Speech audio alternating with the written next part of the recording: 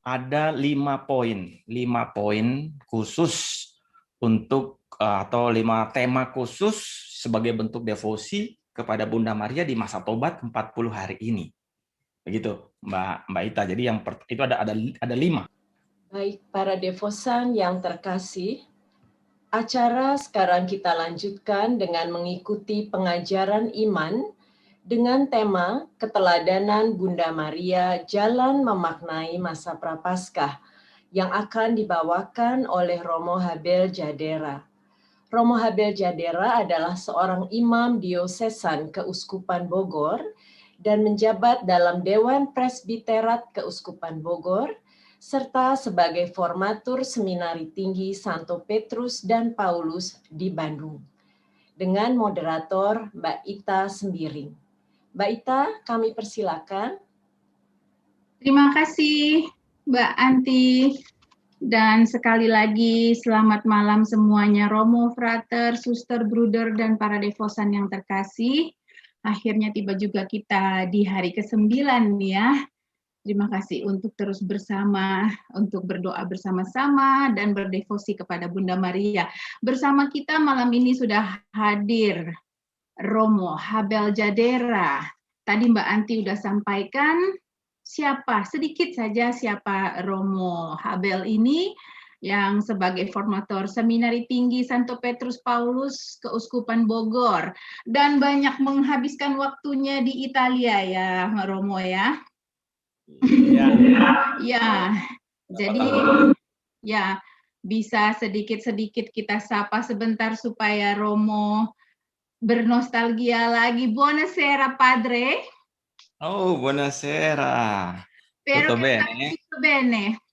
Tutto bene, grazie. Grazie. Nah, jadi rasanya saya tidak perlu memperkenalkan lagi lebih jauh karena gampang sekali untuk mencari tahu siapa Romo Habel yang luar biasa ini. Tinggal di googling saja, banyak sekali cerita-cerita tentang beliau yang menarik dan tulisan-tulisannya. Jadi Romo Habel ini juga rajin menulis, dan sebagaimana tema kita malam ini, keteladanan Bunda Maria Jalan Memaknai Prapaskah. Sebelum kita tanya jawab, kita berdiskusi panjang lebar, saya mau kutip sedikit apa yang pernah saya baca tentang ulasan tulisan dari Romo Habel yang rata-rata sih tulisannya romantis sekali. Nanti boleh dicari di Google, di browsing ya. Salah satunya tentang Bunda Maria ini, Romo Habel menuliskan fiat mihi secundum verbum tuum.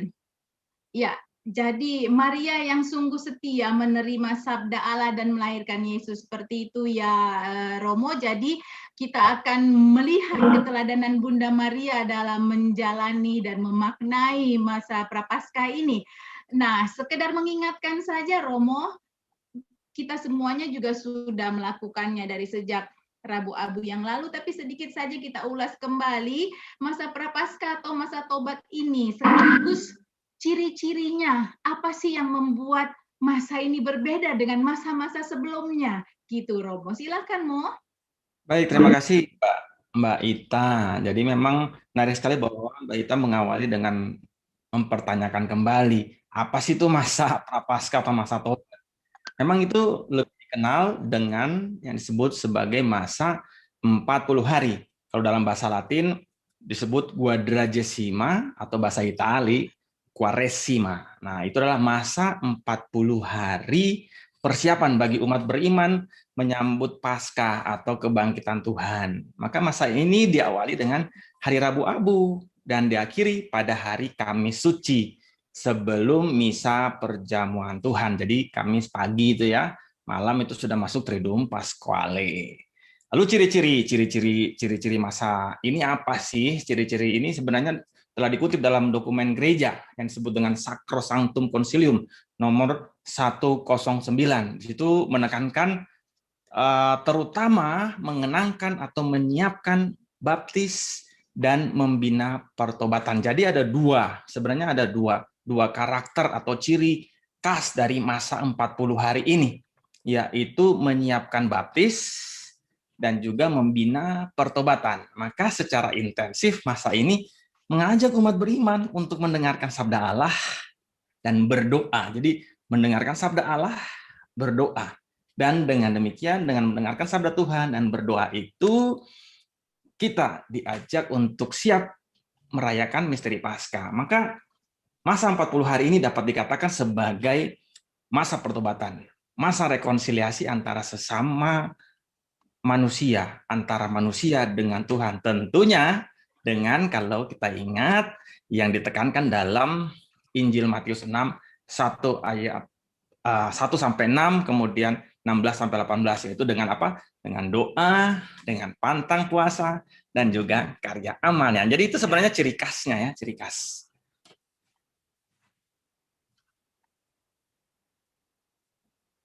Begitu Mbak Ita.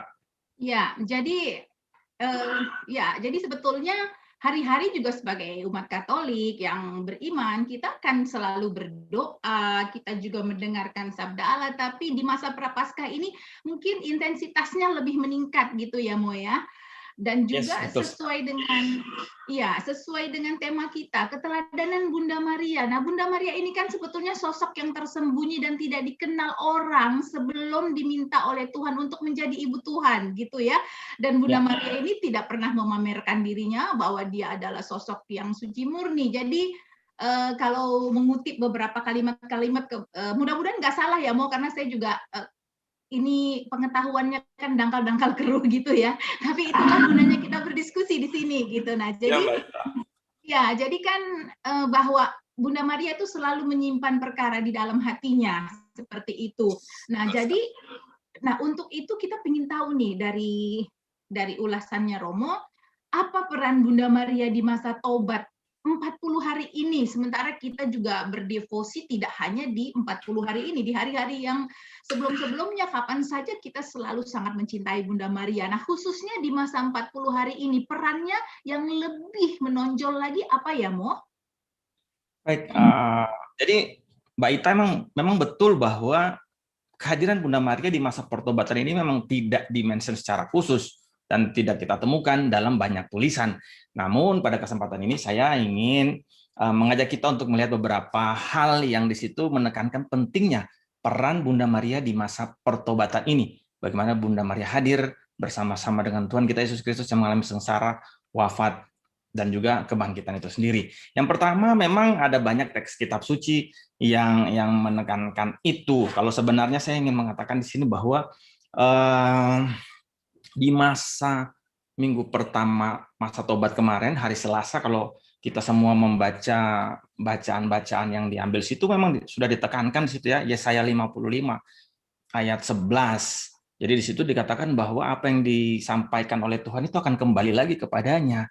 Dan itu Markus 4, 1-9 juga di situ mau menggambarkan bahwa Bunda Maria itu sebagai Bunda Maria adalah tanah yang kudus tadi dari gereja. Jadi ketika sabda Tuhan ditaburi, benih itu ditaburi dalam diri Bunda Maria, maka sebenarnya itu menjadi tumbuh dan berkembang. Dan akhirnya nanti kita lihat bahwa dalam perjalanannya di situ dikatakan bahwa sabda itu kembali lagi kepada Tuhan Yesus Kristus itu sendiri. Itu ada berbagai hal yang nanti bisa saya mention, yaitu teks-teks kitab suci. Tetapi tahun 1986, Santo Yohanes Paulus II pada tanggal 15 Agustus itu telah mempublikasikan sebuah buku liturgi devosi kepada Bunda Maria yang berjudul dalam bahasa Latin itu Collectio Missarum Beatae Mariae Virginis, yang artinya koleksi misa-misa yang dikhususkan untuk Bunda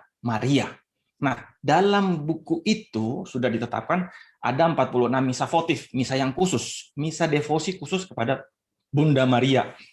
Jadi misa yang dipenuhi dengan ajaran gereja yang menekankan karya keselamatan Allah yang terpenuhi dalam diri Bunda Maria. Buku liturgi tadi itu berisi atau menekankan kehadiran Maria dalam misteri Kristus, sekaligus menekankan pentingnya contoh dan teladan Bunda Maria sebagai yang pertama berpartisipasi dan mau bekerja sama dalam misteri penyelamatan. Jadi kita harus berterima kasih kepada Santo Yohanes Paulus II karena telah mempublikasikan buku yang tadi khusus. Nah, mungkin di Indonesia nih jarang kita pakai nih buku-buku seperti ini yang sebenarnya sudah ditekankan pada masa Prapaskah itu ada hal-hal yang harus dikhususkan kepada Bunda Maria. Nah, di situ ada beberapa teladan yang bisa kita lihat dari Bunda Maria. Nah, kalau kita lihat minimal ada 5 poin khusus untuk atau 5 tema khusus sebagai bentuk devosi kepada Bunda Maria di masa tobat 40 hari ini.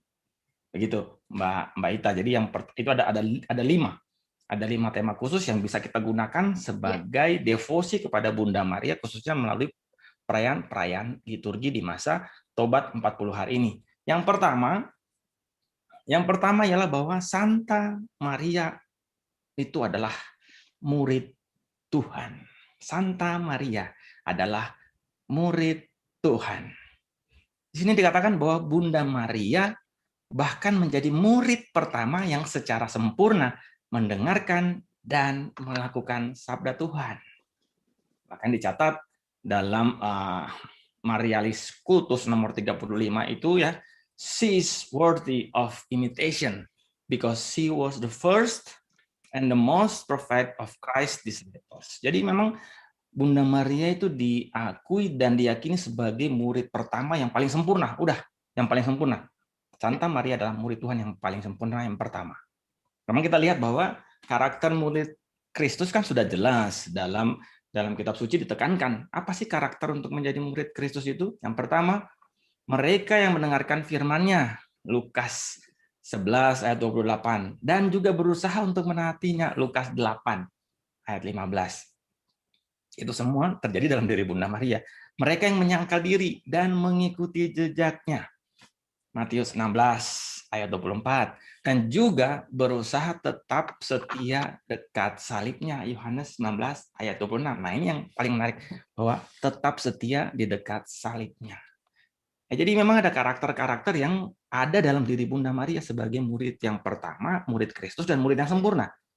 Mendengarkan firman Tuhan, berusaha untuk menaatinya, menyangkal diri dan mengikuti jejaknya, dan berusaha untuk tetap setia dekat salibnya. Maka kalau kita dikatakan teladan Bunda Maria di masa tobat ini, ya kita bisa mengikuti itu.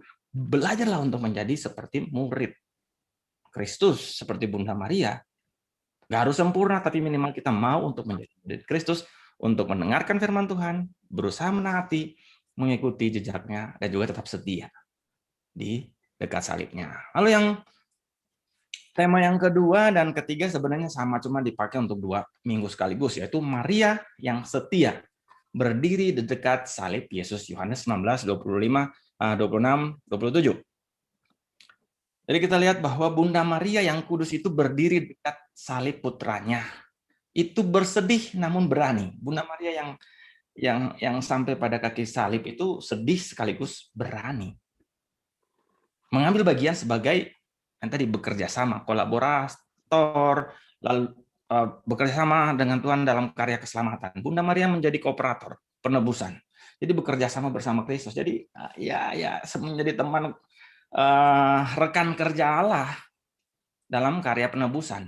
Ibu yang berbelas kasih terkait dengan pengorbanan putra. Wow, Bunda Maria, ibu yang berbelas kasih terkait dengan pengorbanan putra. Menjadi Hawa baru, menggenapi nubuat-nubuat perjanjian lama, nubuat-nubuat nabi tentang karya penyelamatan yang digenapi lewat peran wanita. Kejadian 3 ayat 15, Yohanes 19 ayat 26, Wahyu 12 ayat 21. Sebagai wanita yang pertama yang berkontribusi untuk memberikan kematian, tapi yang kedua juga sekaligus untuk memberikan kehidupan, karya keselamatan. Jadi benar-benar setia berdiri dekat salib Tuhan kita Yesus Kristus itu tanda keberanian bagaimana Maria ikut ambil bagian dalam karya keselamatan, karya penebusan. Setia di kayu salib. Peran Bunda Maria dalam karya keselamatan menjadi sangat jelas.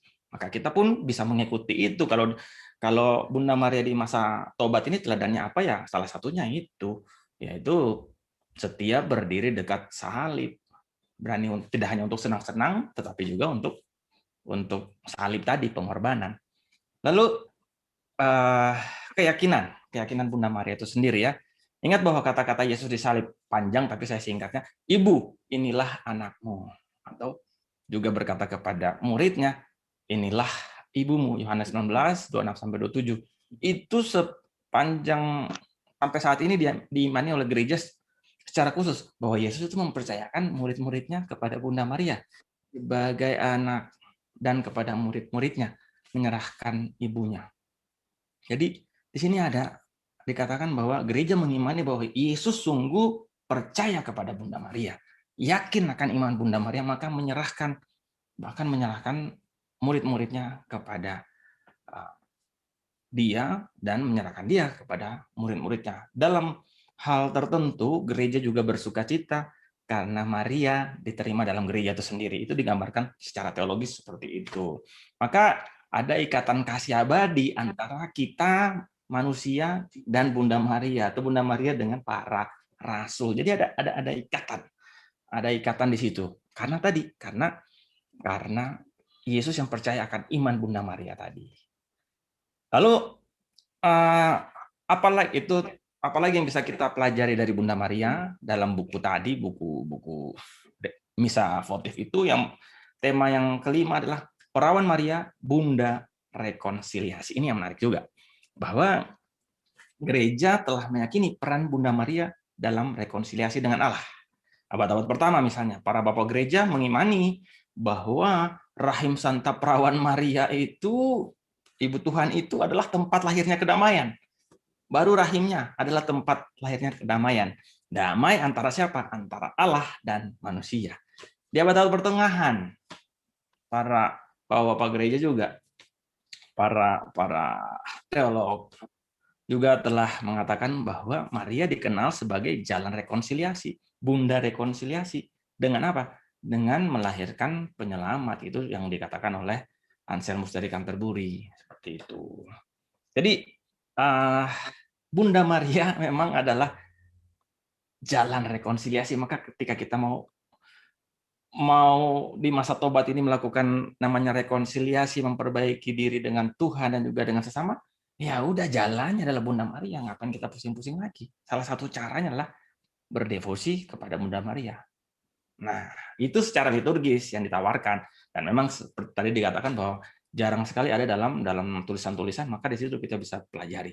Minimal tema-tema yang tadi bisa kita renungkan dalam masa 40 hari ini ketika kita mau mendekatkan diri, mau melakukan rekonsiliasi dengan Tuhan. Begitu Mbak Ita untuk singkatnya ya.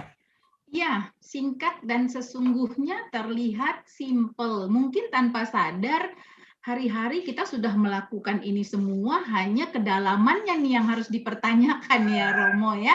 Kan seperti Santa Maria menjadi murid Tuhan, dan kita juga sudah menjadi murid Tuhan, tetapi apakah kita akan setia terus-menerus, itu yang harus diperbaiki setiap hari dengan meneladani Bunda Maria ini. Nah, tadi ada yang menarik sekali dari beberapa keterangan Romo, sedih tapi berani.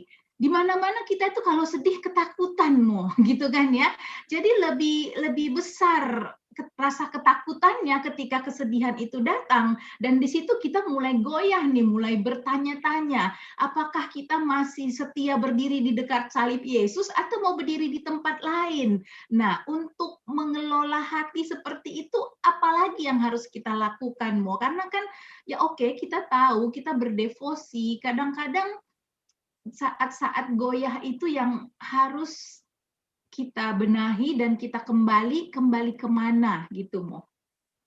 Baik, memang menarik situ ya. Paus Benediktus ke-16 pernah menulis bahwa in Mary life become prayer life. Jadi dalam Bunda Maria hidupnya itu menjadi doa, dan doa yang hidup. Jadi ya, hidupnya Bunda Maria itu adalah doa, sepanjang hidupnya adalah doa, dan adalah doa itu ya doa yang hidup itu sendiri, karena Kristuslah yang menjadi pusat dalam kehidupan dia. Nah, itu yang membuat dia tidak takut, itu yang membuat senantiasa berani, bahkan sampai menemani setia di kayu salib putranya. Nah, itu yang menjadi satu teladan bagi kita ya. Satu teladan bagi kita bagaimana untuk senantiasa menjadikan hidup kita ini adalah doa, atau minimal 40 hari inilah, 40 hari di masa tobat ini jadikan hidup kita sebagai doa, dan doa yang hidup itu tadi yaitu doa yang dilakukan dalam kehidupan kita sehari-hari. Doa yang kita imani itu kita lakukan dalam kehidupan kita sehari. Jangan hanya cuma doa.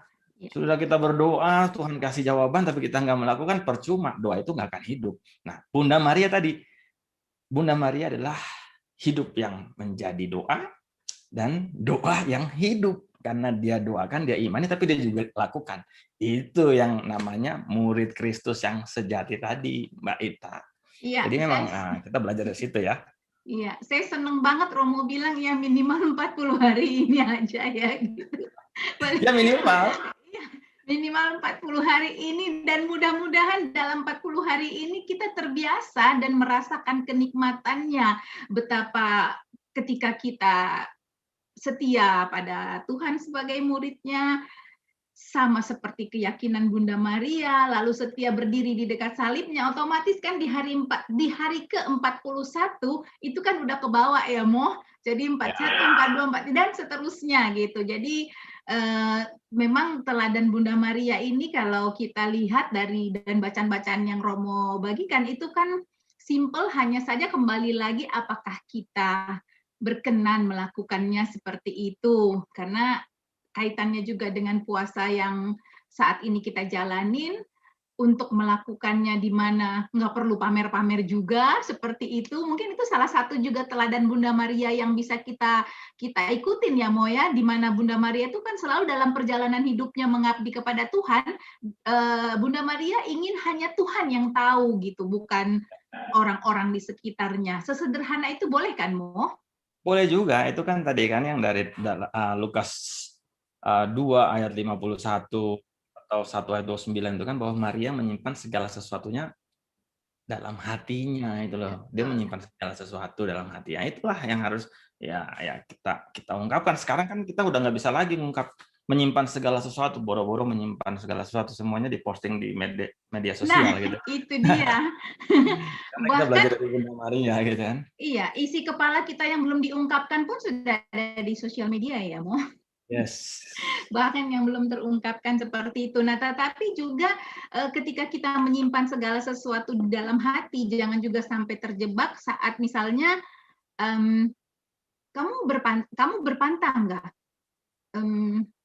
Jadi kita kayak merasa saya berpantang, tapi kan nggak perlu saya pamerkan, tapi kan kita nggak pernah bisa buktikan benar atau tidak, hanya karena oh ya saya meneladani Bunda Maria, saya nggak mau pamer, dilakukan atau enggak jadi nggak ketahuan gitu ya. Mau balik lagi tuh soal kejujuran. Nah, dan soal devosi. Nah, jadi apakah ada devosi khusus banget? Karena saya lihat Romo tulisan-tulisannya itu betul-betul membahas sampai tadi bisa share ke kita tentang 40 misa votif gitu ya, teladan apa saja. Nah, jadi kalau soal devosinya ini yang khusus banget seperti apa, Mo? Baik, kalau untuk persaudaraan devosi Maria kan memang harus detail gitu kan ya, karena di sini kan ibu-ibu, bapak-bapak, saudara-saudara yang terkasih dimanapun berada, kita juga sekaligus sharing, sekaligus belajar. Maka menarik sekali bahwa pertanyaan devosi tadi yang saya sampaikan itu kan misa, berarti liturgi, sakramen. Nah, sekarang namanya sakramentali. Bukan sakramen ekaristi yang lain, tapi sakramentali, yaitu devosi tadi. Hal-hal yang lain di luar sakramen, namun mampu mendekatkan diri kita dengan Tuhan. Nah, hal ini yang kita kenal dengan kesalehan-kesalehan rakyat yang berpusat pada misteri sengsara dan wafat Kristus. Dan Bunda Maria yang berduka cita. Jadi masa ini ada devosi-devosi khusus yang menekankan tadi misteri sengsara dan wafat Kristus, dan juga ada misteri Bunda Maria yang berduka cita. Pertama, devosi yang bisa kita lakukan, dan itu sudah sangat biasa, yaitu via crucis, jalan salib. Ya, ini adalah devosi yang sangat terkenal dalam sejarah Kristen. Bahkan sampai sekarang kita berziarah ke Holy Land untuk melakukan tahap demi tahap, perhentian demi perhentian, station demi station tentang sengsara dan wafat Tuhan kita Yesus Kristus tadi. Karena di situ menggambarkan apa? Spiritualitas Kristiani yang sedang berziarah menuju tanah air surga. Jadi spiritualitas Kristiani adalah jalan salib mengikuti Kristus sampai pada kebangkitan tanah air surgawi. Lewat, tapi sekali lagi mengikuti jalan salib Kristus. Konsekuensinya apa? Konsekuensinya adalah sebagai pengikut Kristus, kita hendaknya menyangkal diri. Tadi yang sudah saya tekankan, menyangkal diri dan memanggul salib kita masing-masing. Lukas 9:23. Maka selama masa 40 hari ini, marilah kita senantiasa melakukan devosi kepada Bunda Maria lewat Via Crucis loh. Kalau saya ingatkan Bapak Ibu, saudara-saudara terkasih, kalau jalan salib, kalau ingin berdevosi kepada Bunda Maria secara khusus, yaitu pada perhentian keempat dan perhentian ke-12. Perhentian keempat, Yesus berjumpa dengan ibunya. Dan ke-12, Yesus wafat di kayu salib. Itu memang didedikasikan secara khusus kepada Bunda Maria. Itu yang pertama, Via Crucis. Lalu ada juga yang disebut dengan Via Matris, jalan salib tapi jalan ibu. Jadi ada juga yang disebut dengan jalan ibu, Via Matris. Devosi kepada Bunda Maria dengan cara merenungkan 7 kedukaan Bunda Maria. Devosi kepada Bunda Maria dengan cara merenungkan 7 kedukaan Bunda Maria. Ini ada beberapa cara yang bisa kita lakukan, mohon maaf. Ada beberapa cara yang bisa kita lakukan.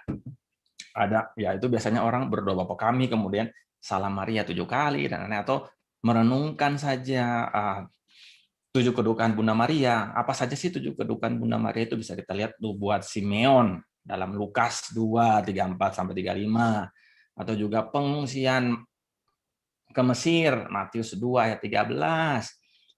Kehilangan Yesus kecil di Bait Allah ketika Maria berduka ketika kehilangan Yesus di Bait Allah, Lukas 2:43-45.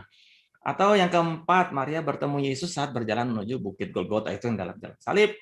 Kemudian Yesus wafat di kayu salib, Yohanes 19:25. Kemudian yang keenam, lambung Yesus ditikam dan jenazahnya diturunkan dari salib. Matius 27:57-59. Jenazah Yesus dimakamkan, itu adalah yang ke-7, Yohanes 19:40-42. Maka ini adalah yang disebut dengan Via Matris tadi, merenungkan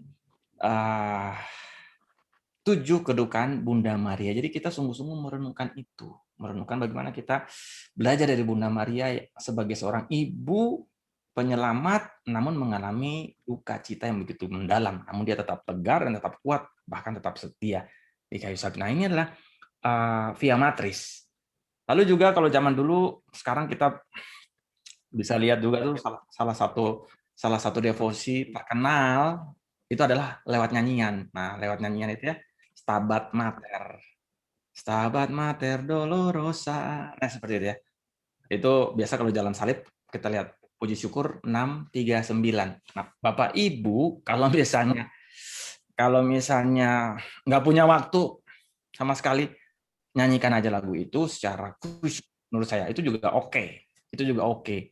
Puji syukur 639. Lihat Bunda yang berduka, atau dalam bahasa Latinnya adalah Stabat Mater, itu abad 13. Entah siapa yang menciptakan, tapi itu dijadikan sebagai suatu ungkapan iman yang luar biasa tentang Bunda Maria yang ada di bawah kaki salib Tuhan kita Yesus Kristus. Jadi ada devosi-devosi selain liturgi, ada devosi yang dasarnya diambil dari kitab suci tadi kan, dari kitab suci, sehingga memperkaya kita mengisi masa pertobatan ini dengan penuh sukacita bersama Bunda Maria, karena adalah suatu tujuan seperti jalan salib tadi untuk sampai pada kehidupan surgawi.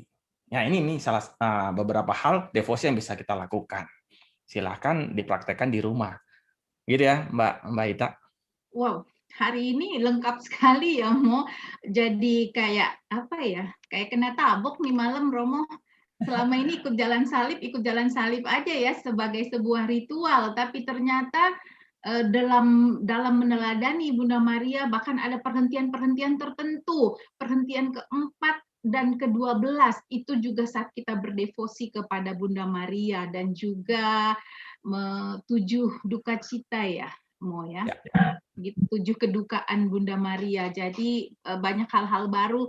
Jadi buat para devosan yang ada di sini malam ini beruntung sekali kita mendapatkan informasi yang detail dari Romo yang luar biasa, sampai ini ya, mau agak terkesima gitu ya. Oh oke, tahunan. Bayangkan saya sekarang udah 53 tahun dan Katolik dari lahir, jadi kan udah jalan salib tuh bertahun-tahun ya, Mo. Dan baru malam ini saya tahu tentang devosi di perhentian keempat dan 12. Oke, Mo. Kalau tadi Romo sempat menyinggung sedikit Stabat Mater itu harus kita nyanyikan, itu bagian dari puji-pujian kita untuk berdevosi juga ya, Mo? Iya, sebenarnya kalau dalam jalan salib sebenarnya dinyanyikan kan, tapi nggak tahu sebenarnya maknanya apa itu. Tapi sebenarnya itu tadi. Stabat Mater itu kalau di antara perhentian-perhentian itu sering dinyanyikan bukan? Ya, 639. Ya, betul, Mo. Dan sedikit lagi, Mo, di penghujung waktu kita tentang teladan pertobatan sejati menuju Paskah, mungkin Romo bisa ulas sedikit? Oke, baik, saya akan mengulas sedikit apa yang ini tadi. Jadi dalam masa tobat 40 hari ini, liturgi suci mengusulkan kepada umat beriman, yaitu perawan yang terberkati, perawan Maria itu sebagai teladan dari murid yang setia mendengarkan sabda Tuhan. Jadi kita belajar dari Bunda Maria sebagai murid yang terberkati, yang mendengarkan sabda Tuhan, mengikuti jejak Kristus menuju Kalvari untuk mati bersamanya. 2 Timotius ayat 2, bab 2 ayat 11. Di akhir masa 40 hari tersebut, dalam Triduum Paskah ini apa? Kamis, Jumat, Sabtu suci. Jadi Kamis suci, Jumat suci, Sabtu suci. Dalam Triduum Paskah itu perawan Maria yang terberkati dihadirkan kepada kita sebagai Hawa yang baru. Ini kalau dalam bahasa Itali, Mbak Ita, bahasa Itali lebih menarik karena dia bilangnya gini, La Donna Nuova. Jadi Bunda Maria itu menjadi Hawa yang baru, sebenarnya La Donna Nuova, yang tetap di bawah salib kehidupan. Jadi menjadi perempuan yang baru. Bunda Maria bukan lagi perempuan yang biasa lagi yang kita kenal tadi, tapi perempuan yang baru, La Donna Nuova, di bawah salib kehidupan, dipersatukan dengan Kristus, Sang Uomo Nuovo. Jadi manusia yang baru atau lelaki yang baru, manusia yang baru. Jadi pas kan Bunda Maria, Yesus putranya. Jadi hidup baru. Maka Bunda Maria juga ditampilkan sebagai apa? Sebagai ibu spiritual. Ibu spiritual yang dipercayakan Tuhan sendiri kepada semua muridnya. Maka para devosan yang dikasihi Tuhan, kita sungguh menyadari bahwa Maria adalah hadiah dari Yesus itu sendiri. Hadiah dari Yesus sendiri ketika dia ada di kaki salib, itulah hadiah dari Tuhan bagi kita. Bahwa Maria itu selalu ada bersama dengan kita. Bersama dengan kita karena Roh Kudus juga dalam penantian turunnya Roh Kudus itu sendiri. Pentakosta. Jadi kita harus sampai pada titik itu ya, Bunda Maria ketika Yesus bangkit, Bunda Maria akhirnya tinggal dan menantikan Roh Kudus. Maka Bunda Maria selalu hadir bersama dengan kita dan menjadi hadiah dari Yesus. Namun bukan hadiah biasa, tapi ada tugas tertentu yaitu apa? Tugas misi dan pewahyuan. Jadi Yesus memberikan tugas khusus kepada Bunda Maria, yaitu untuk senantiasa apa? Untuk menjadi Madre di tutti, ibu bagi semua orang, menjadi tanda pengharapan itu sendiri, menjadi bintang evangelisasi menurut Paus Fransiskus dalam Evangelii Gaudium nomor 287. Maria menjadi bintang evangelisasi, mewartakan Kristus dengan gayanya sendiri. Gayanya apa? Adalah tenerezza, la tenerezza. Itu apa? Kelemah lembutan. Maka marilah kita belajar dari Bunda Maria untuk mewartakan Kristus dengan kelemah lembutan tadi. Kalau ada masalah, ya simpan dalam hati. Itulah bagaimana kita belajar dari Bunda Maria untuk senantiasa menjadi bunda atau bintang evangelisasi. Harus sampai pada titik itu. Begitu, Mbak Ita. Ya, luar biasa sekali barusan pesan Romo buat para devosan semuanya di sini, walaupun tidak hanya ibu-ibu, tapi kiranya kita semuanya akan menjadi la donna nuova ya, madre di tutti gitu ya, Mo ya. Baik bapak-bapak juga yang ada di sini, ibu-ibu, semuanya akan meneladani Bunda Maria. Masih ada pesan lagi untuk peneguhan untuk para devosan di sini, Mo? Barangkali mungkin dengan kalimat pendek? Ya, itu tadi bahwa Bunda Maria itu nggak suka tampil ya. Bunda Maria itu nggak suka tampil. Jadi marilah kita menjadi kolaborator atau apa ya, rekan kerja Allah dalam pewartaan tanpa harus kelihatan juga. Kita bisa melakukannya itu lewat doa, dengan mendengarkan sabda Tuhan dan mengikutinya. Itu aja. Jadi nggak usah neko-neko, nggak usah harus kelihatan, nggak harus selalu muncul, tapi disitulah Bunda Maria menyimpan segala sesuatunya dalam hati, tapi melakukan dengan penuh kesetiaan. Itu yang harus kita lakukan. Ya, melakukan dengan penuh kesetiaan ya. Jangan hanya menyimpan dalam hati tapi tidak melakukan apa-apa gitu ya, Mo ya. Oke, Romo, terima kasih sekali jadi teladan kesucian yang bisa kita ambil sepanjang ulasan Romo tadi itu adalah relasi yang mendalam dengan Tuhan tanpa ada niat untuk dilihat orang. Dan kita memasuki masa Prapaskah di tengah-tengah suasana yang juga mungkin tidak terlalu bersahabat ini, tapi kita tetap sungguh-sungguh menjalani puasa dan pantang dengan tulus hati dan biarkan Tuhan sendiri yang melihat kesungguhan kita. Begitu ya, Mo? Untuk bahan yang tadi, seandainya ingin mendalami, nanti akan saya taruh di website ya. Website saya nanti Mbak Ita mungkin bisa dibacakan website saya mana ya ini. Nah, habeljadera.keuskupanbogor.org. Oh, oke. Saya ulangi lagi. Atau di Instagramnya juga @habeljadera ya, Mo, bisa seperti itu, Bu. Silakan di follow Romo Habel untuk mendapatkan beragam teladan-teladan yang telah kita bahas tadi. Nah, sekali lagi terima kasih banyak Romo Habel. Sebelum saya kembali ke Mbak Anti, ci vediamo qualche volta. Ciao. Grazie mille, buona Rimanere in giornata. buona salute. Dio vi benedica.